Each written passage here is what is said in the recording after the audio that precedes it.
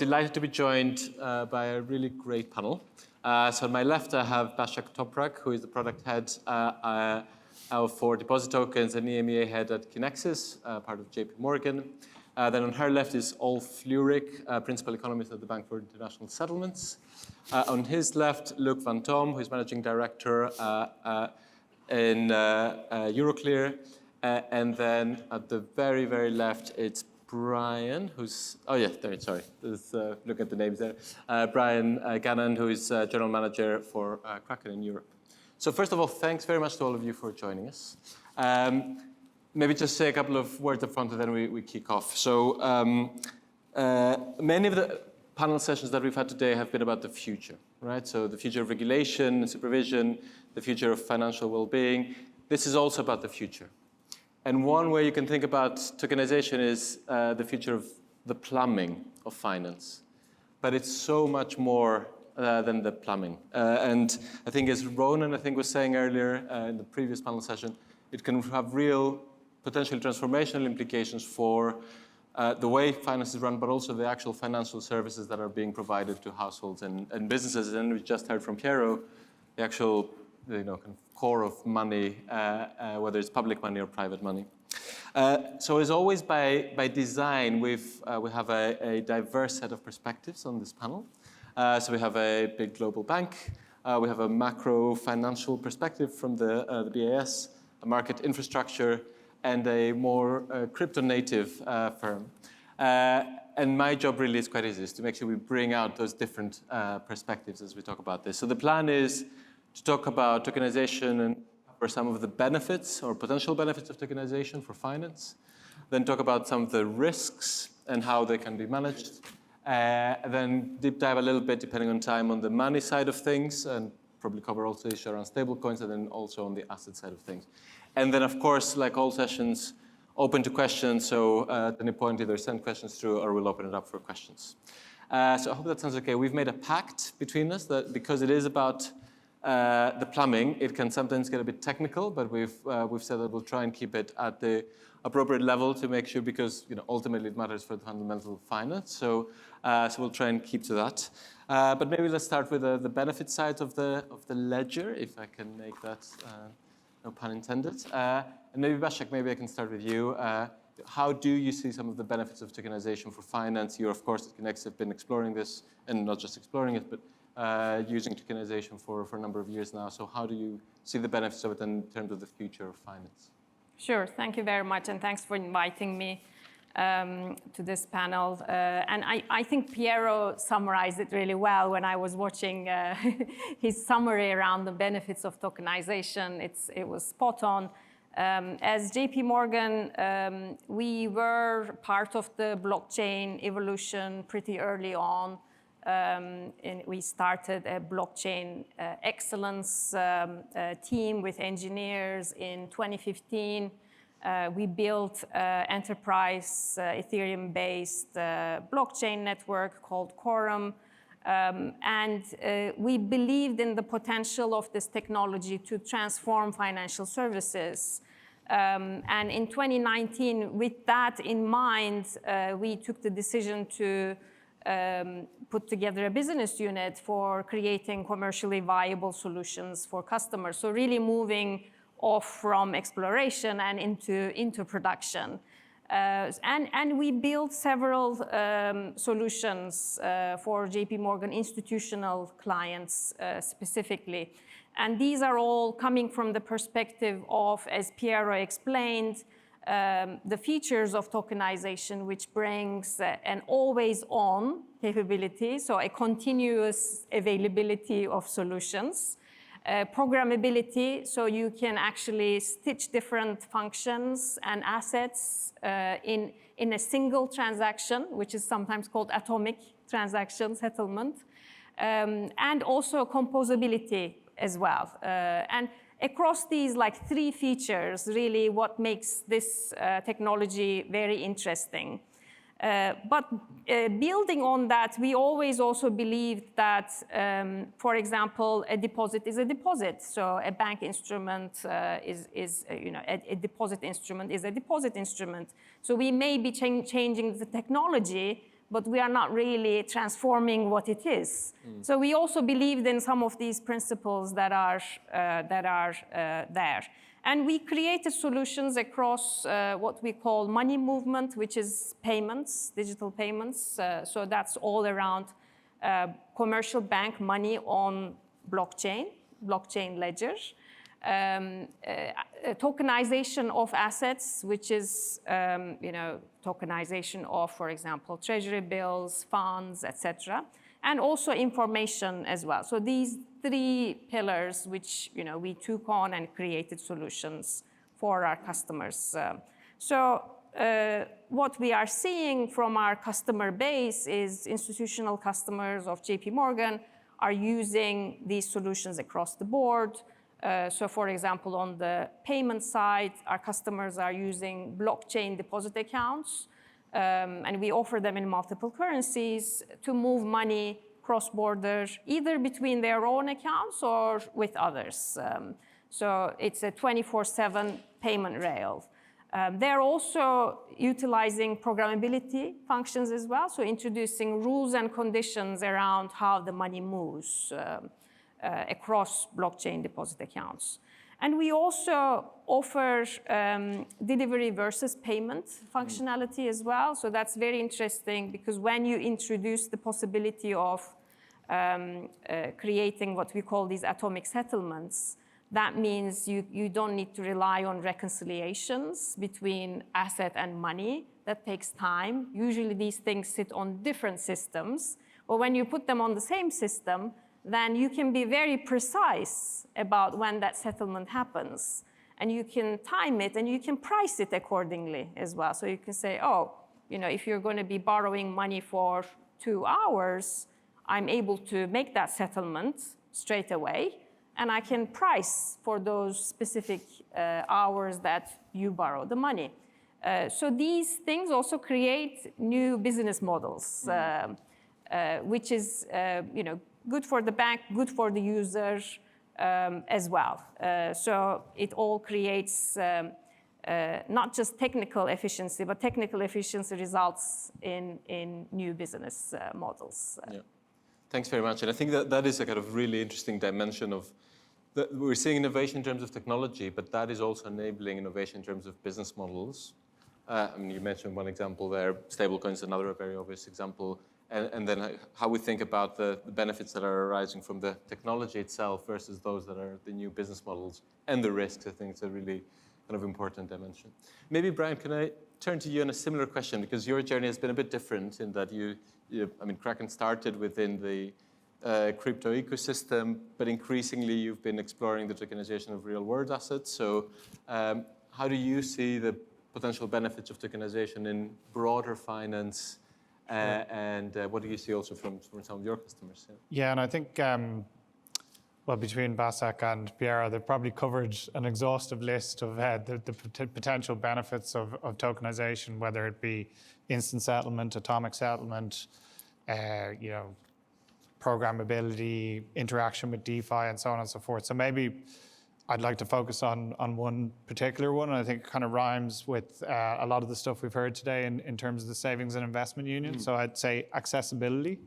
So be that on the issuance or distribution side of the house in terms of accessing new markets, new clients, new customers, and then on the retail side of the house, accessing assets that in the past or up to this point have not been available to the retail user because they haven't been on a distributed ledger or accessible through the markets that exist today. So that's, to me, that's a real game changer, and it's compounded by the benefits from all the other list of benefits that we've heard today. One other, I guess.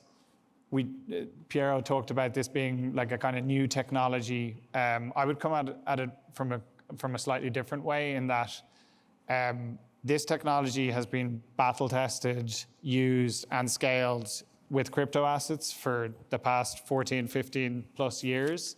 That's what's proven these benefits and proven the technology works. And I think the reason we're at this kind of inflection point for tokenization of real world assets and all these different assets, whether it's equities, whether it's bonds, fixed income, property, and so on and so forth. The reason these assets are starting to come on chain, onto distributed ledgers, is because it's been proven by players like Kraken and other trusted players in the industry that this technology is scaled, it's resilient, and it scales without borders over the course of the last 15 years and has been tested. So that, to me, the benefits are clear, but probably the biggest one I would look at is accessibility.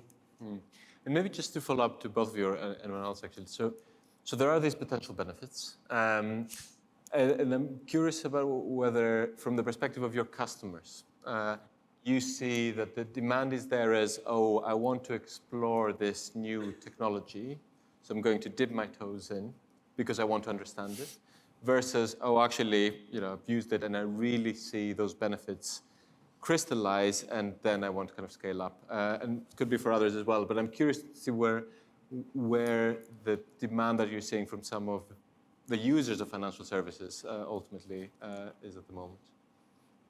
Sorry, I'll go first quickly then. So yeah, I mean, yes, it's clear that it's clear from Kraken's European clients that there is a clear demand for tokenized assets. Kraken, in partnership with an issuer called Bakkt and the Solana network, has brought to market our version of tokenized equities. And I think in the first 90 days of it being distributed to European clients via our MiFID entity in Cyprus, I think it was over 10 billion was traded of that particular version of tokenized equity. So, the use cases are clear to the users as well, and they can use this product to avail of the benefits that we've discussed, through the use of that product. And it's clear to us that, consumers in a protected, trusted fashion do want to avail of these benefits. And it's maybe not the first time that we see that, but I think this demand is probably originally coming much more from the retail side, okay, and wealth management, where you see that the capital markets are a little bit behind, but it's certainly, as it has been proven, you see much more also capital markets profiting or looking to see possibilities there. But I think it has been mainly in the retail side so far. Okay. Yeah, and I can add perhaps from the institutional use cases, but from a payments side, 24/7 payments for institutional use cases, we've definitely seen increased usage. So not just exploring, but actually our clients are actively using this rail on a daily basis. Okay, so why don't we move on a little bit to the risks? And actually, I'm seeing questions here, so I'm going to try and integrate them into part of the discussion. So maybe in terms of there are benefits, of course, to the tokenization of finance. There are also risks that need to be managed. And maybe Ulf, as a Celtral banker, do you want to kind of give us your perspective of what are some of the risks with tokenization and how we think about how we need to manage those? Yeah. So I'd like to start from a more of a public policy perspective, and this is actually something I did not have in my notes, but I picked it up from Governor McLuff this morning. So there's obviously this risk of inaction, so that we listen so much to people talking about the risk, like me, that we sort of forget that now is the time that we actually have what comes very close to a clean sheet of paper where we could design the financial system that we wanted to have. So we often have these discussions with academics. If you think about the traditional banking system, would you design it the way it is today? And the answer is typically no. So now we have a grand opportunity, maybe a once-in-a-lifetime opportunity, to come up with a system that looks much closer to what we would want it to be in its design. But related to that, I think there's a big risk that this ends up in a sort of a techie corner. So as you mentioned, we're forbidden to use all these technical terms today. So I think part of the policy challenge is to take on board people to explain, why are we doing this? So what's the narrative? Why are we trying to move a system that for hundreds of years has worked pretty well, not perfect, into this tokenized system. So what are the big advantages? We've heard some of those, but I think bringing this on board more to a public audience is one of the challenges that the BIS, but also other public institutions face to sort of make the case for why tokenization actually brings these benefits. But I was asked to talk about risks, right? So the one thing I would like to pick up is this idea of the technology being battle tested. I see this, but we did a small little analysis just to put things into perspective. So we had a look at the amount of tokenized bonds in the system, and there are about 8 billion. That's not too bad, but that's like 0.01% of global government debt at the moment. So we're talking about a system that is operated pretty well at a small scale if we compare it to the traditional financial system that we have. And the risk is that as we scale up the business, things may happen that should not happen. So we have to make sure that we really have a bulletproof technology to underpin all that.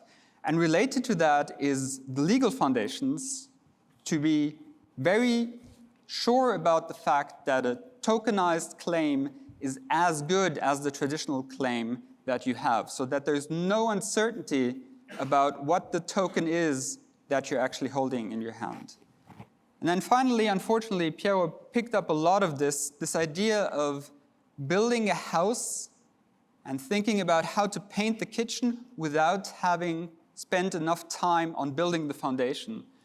So from our perspective, a system that is not built on central bank money at its core is a shaky system.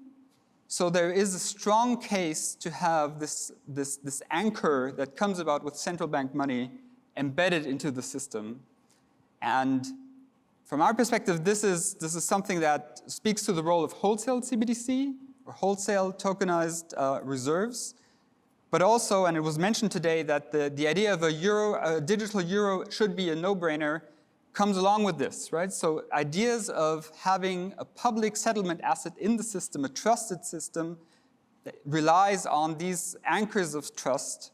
And this is the risk we have, is that we move ahead without thinking about making sure that the foundation is solid. Thanks very much. And I mean, you mentioned the foundations, that they shouldn't be shaky, they need to be solid. Clearly, central bank money is a key part of that. But what other elements of the foundation are there that we need to be thinking about? So here I would see, and this comes very close to what you mentioned about JPM coin. So our current system is built on the central bank at the core, and then a layer of trusted regulated entities that are able to issue private money where there's a lot of trust, and these private monies settle at par. So there's no question being asked whether your deposit is at bank X or at bank Y. And unless we have a system that is comparable to that in the tokenized world, we will always run the risk that during times of stress, the system will be shaken, and it will be shaken out at its foundations. Yeah. Okay, perfect. And we'll cover that once we get into the money side of the equation a little bit more. But Ulf mentioned technology and the kind of backbone of technology needing to be robust, the legal foundations. Luke, I mean, from your perspective, financial market infrastructure, you're exploring this, well, not just exploring it, you're using DLT, but these foundations and really core. So how are you thinking about managing the risks? This is quite key, and talking about trust, financial market infrastructure, we are managing over 40 trillion of assets. So that comes with trust. That comes because of trust and all of that. So any steps that we take, we need to be very sure that we are making considerate steps in that area. But we really have a vision of this can be transformational, can be good for the market. So that's certainly a journey that we engage on. And yes, there are risks, and Ulf has been highlighting some of them.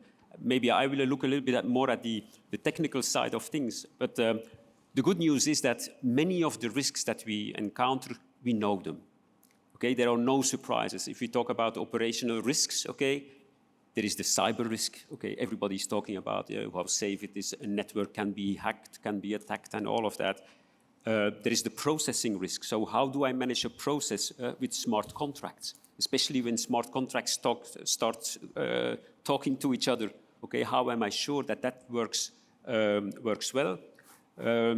So the legal side of things is very important, because what we have seen whenever we started a new project or something in production is that the technical cost is sometimes lower than the legal cost involved in it. Okay, because indeed, giving assurance that a digital note, okay, is as good as a bearer note at the end of the day, that somebody that you can give that trust to the investor is certainly very important. Also, talking about distributed, okay, the question about liability comes up a lot, okay? So services will, the business models will change. Services will be offered by different people, or maybe unbundled more in the future. So there is much more interaction, and maybe definition of who is liable for what will become a challenge. And these are things that are not unsurmountable. These are known, but are certainly things that we need to look at. So that's more, I would say, at the technical side. If we then look at moving a market into a new environment, then indeed you have the challenges. I don't call them risks necessarily. The challenges of scalability. How do I convince an ecosystem to make that step? Okay, because financial market infrastructure we are bringing together a whole ecosystem, okay, which exists of, yes, the investors through their custodians, the issuers through their agents, but we have central banks, we have central counterparties, we have exchanges, so that are all working on the same platform. So the interactions are quite important to make that fluidity, to make that liquidity. So how do we convince that whole community to move to to a new environment is quite a challenge, I would say. Also, when you then move, questions of market resilience, okay? It's what we know, okay? How do I detect, how do I react and recover from it in a new environment, in a DLT environment, will be completely different than what it is today. And these are things that we certainly need to look at much closer than, or closely at when we are in that journey. Can I follow up on one thing? So you mentioned things like operational resilience are things that we know how to deal with. But in the context of some, at least, ways of tokenizing. So basically, and I said I wouldn't go too technical, but public permissionless chains. They pose a different type of risk in terms of even operational resilience, right? In terms of who is responsible if something goes wrong from an operational perspective. So how are, different people around here thinking about that? How different are the risks in the context of some of these blockchains that are public and permissionless? And I know that this is a journey that you've been on yourself, Basak, as well recently, or Kinexys, but anyone else as well. Is it different or not? Yeah. But it is different, okay, but you can define the risk. And I think the world have probably moved on. Yes, today solutions are still, solutions that we offer are still private, and for the good reasons probably. But that discussion of permissionless, it's all to see also where do it's not of, do you need to have controls of who is coming to the network? Yes. Where you put these controls, that can still be looked at. Is it at the basic, the foundation layer at the internet, or is it more at the applicative level? So there are discussions. It's good that the discussion is there. Yes, they need to be managed, these risks, but you can, the discussion moved on, and we can really look at where do we cover these risks. Yeah. Any other thoughts on this? For me, it's a very kind of interesting question. Yeah, I can add a few things. Yes, so we recently launched JPM Coin on public permissionless chain base, which is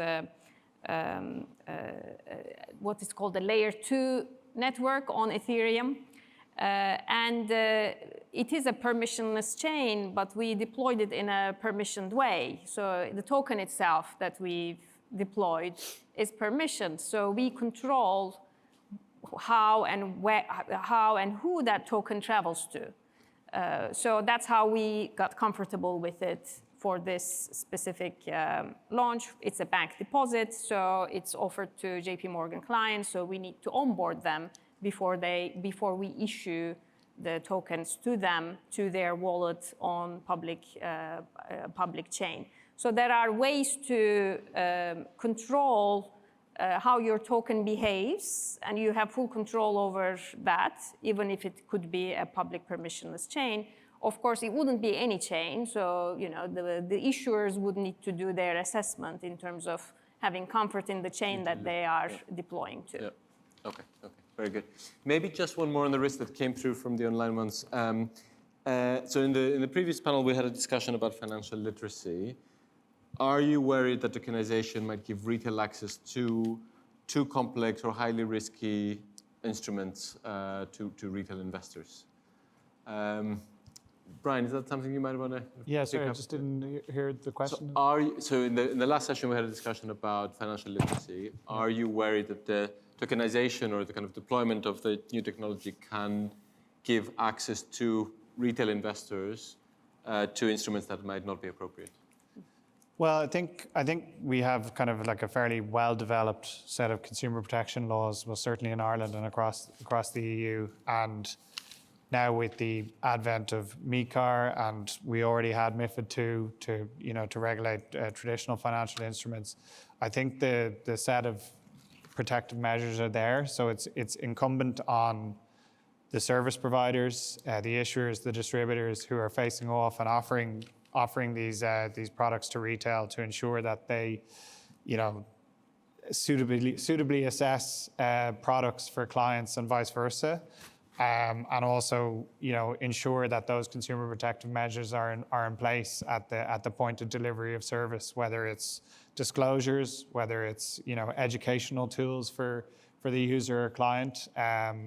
And I don't think tokenization changes any of those responsibilities and how the regulators would supervise the delivery of those services and products. So it's certainly a challenge, but it's one that service providers like Kraken are fully on top of. And regulations like MiCAR, we don't see them as like a blocker for innovation. We see them as like a catalyst for trust. And in many ways, they were codifying practices that players like us already engaged in. So it creates that kind of level playing field for the end user, and to effectively know that they're getting protective measures and the services that are suitable for them.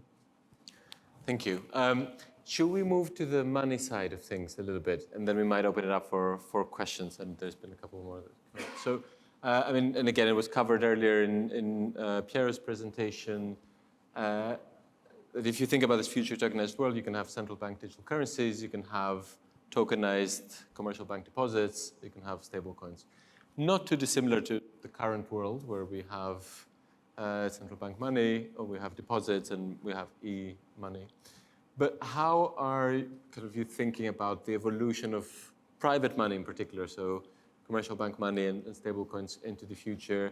Is there a kind of optimal mix? How do we think about that? I think you started going in that direction, Ulf, if I'm not mistaken. So maybe we start with you.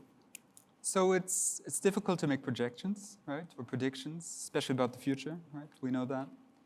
I mean, in the sense, it might be my lack of imagination, but I would see a coexistence of the current tokens or forms of money that we currently have in the system, just on a more solid foundation. So you would still have central bank money at the core. You would have a set, we can call them tokenized bank deposits. Might be calling them something different 10 years down the road, but issued in a way that they are fungible across the different entities. They are secure. They are at par with financial integrity that we know today. And then you can also have other forms of money based on tight regulation. So I'm not ruling out stablecoin existence in the future, and that should also not be a policy objective. The question is simply, can we bring the rules to a point where we are comfortable with the different forms of money that we have in the system? And then you could clearly see a case for the coexistence because it's not up to policy to define what the future should look like. It's up to us to identify the market failures and address those, and then have the market participants choose what is the optimal form of money that they want to use in the system. Yeah. I mean, one more macro dimension is the kind of money creation, credit creation link. That with stablecoins, depending on what's on the asset side of the stablecoin, you might not get in the same way. So how do we think about that from a public policy perspective? So for me, this would be a point that, and what Piero alluded to, the fact that you cannot provide credit at scale during times of stress through the current setup of a stablecoin balance sheet implies that it cannot function as the core set of money that you need in a system. Yeah. So unless you have this capacity to expand, to grant credit at scale, in time, you will have a problem in the system. So this speaks very much, in my view, towards the creation of such a token in the system that is trusted and reliable and can be scaled quickly. Yeah, very good. Basak, you are... Yeah, I'm nodding because I completely agree. And I think we said it a few times already. Obviously, there's a certain model we operate today with commercial banks and central banks, and what we call the singleness of money and credit creation. So these are all important things that drive the economy, drive the lending to the economy. And sometimes, perhaps it's less understood at kind of retail level, how these actually work, and what the result is. And oftentimes, stable coins are presented with the one-to-one backing, which obviously is a key aspect of stable coins. But what that actually means is a very technical, macroeconomic, nuanced thing to explain, and it's hard to explain. But because of this point, in terms of how banks actually lend to the markets, to the small businesses, and how deposits enable that elasticity, so we believe that because of this reason, we need to make sure there is a strong alternative to stablecoins on especially public chains for what they are used for today, and that's why we've done the deployment of JPM coin on public chains, because right now there is no bank deposit alternative. So we wanted to enable that offering to JP Morgan clients so they can start using bank deposits on public chains as an alternative to stable coins to support on and off ramp, use of collateral on chain, etc. So we believe that preserving bank deposits is important, and we're doing that from our perspective with sort of offering this for institutional use cases. Yeah. And Brian, what is your perspective on this? And also, where do you see some of the use case of stablecoins at the moment? And is it a little bit to what Basak was saying, that there isn't an alternative on chain at the moment? So if tokenized deposits were to scale, then it's a kind of different question where the demand might come from. Well, I think our position would be that there's a place for kind of all three. So stablecoins, and I would kind of push back slightly at what Ulf said earlier, like stablecoins are the original tested, scaled tokenization use case. Like they're effectively just tokenized fiat or money. Of course, there will be a need and a continued need for the banks and tokenized deposits and that credit creation in times of an elasticity in times of stress and so on and so forth. And yes, if assets, all assets, whether it's equities, bonds, and bonds are not at scale on blockchains or distributed ledger, I do absolutely accept that, or real estate or whatever it may be, are to come on chain and onto DLTs over the course of the next 5 years. And there's all sorts of projections from World Economic Forum, 30 trillion a year by 2030 or whatever it may be. And predictions can be wrong one way or another. But if for that to happen, there really has to be this scaled, trusted settlement side on the money side. And there's probably space for, the CBDCs there as well. The stablecoins are already there, and of course the banks, with their tokenized deposits as well. So it really it really is incumbent on the industry to, ensure that there isn't fragmentation and there is interoperability to continue to bring these benefits to these products. Very good. Why don't we open it up, because we have not many minutes left. So let's just see if there's any question. Yeah, there's one over there. And then there's one online which I can pick up. And then I had one myself, if I'm allowed. Would I go? Hi. Well, first of all, thanks everyone. I think it's been super interesting. I actually worked, a couple of years ago, I worked on integrating with one of JP Morgan's blockchain systems, the intraday repo system. I'm sure you're familiar with it. Fantastic system. So it allowed us to, borrow for, 3 hours, where the interest was charged by the minute. Great tool to have for intraday liquidity. And I remember when we were starting the project, the moment when we were kind of pitching the idea, the moment we mentioned blockchain or tokens, people started to get worried, especially in risk and compliance. Immediately people think, okay, what's this? Is this Bitcoin? Is this some kind of? I guess what I'm getting at, I think Bitcoin and Dogecoin and Trump coin, all these things have given blockchain technology a bit of a bad name. So my question is, how does this technology, which I think is a great technology, move past that kind of association with a very volatile asset class like digital assets? Would like to take that. And also, while you're at, there was also a question here about whether stablecoins should deliver yield to holders, and if not now, should they in the future? Controversial.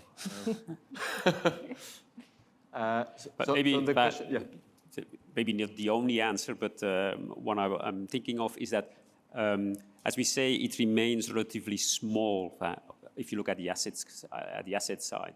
But bringing certain projects, use cases to market, okay, that have more visibility, that bring a little bit more scale, and all of that will create, I think, it's all about people need to get confidence in it, okay? And when I talk about use cases, it's use cases that are material, okay, but that also bring the stakeholders around and that stakeholders collaborate around it as a journey. And then I'm talking about the market infrastructures, the regulators, and all the stakeholders that are needed there. And as an example, and that is what we will start, just give it a look, and we will bring the 8 billion immediately to a higher level of nearly 400 billion, is that we, with Banque de France, now start a project where we will bring the short-term funding market, okay, that exists in France already, the NOICP market, fully onto DLT. This is currently a market of 350 billion, and so we will bring it together with Banque de France into in the new environment, using Pontes also, what we are talking, what was already mentioned before. And that is, I hope, okay, one of the factors that will bring, if it works, okay, we start the journey, but very confident, if that is something that can bring indeed more and more confidence, also much more understanding of really what it is. Thanks very much. Any final questions? Oh, there's one there. And I think then we might also do kind of a final round of reflections from you, if there's anything else that you wanted to add, just because of time. Please.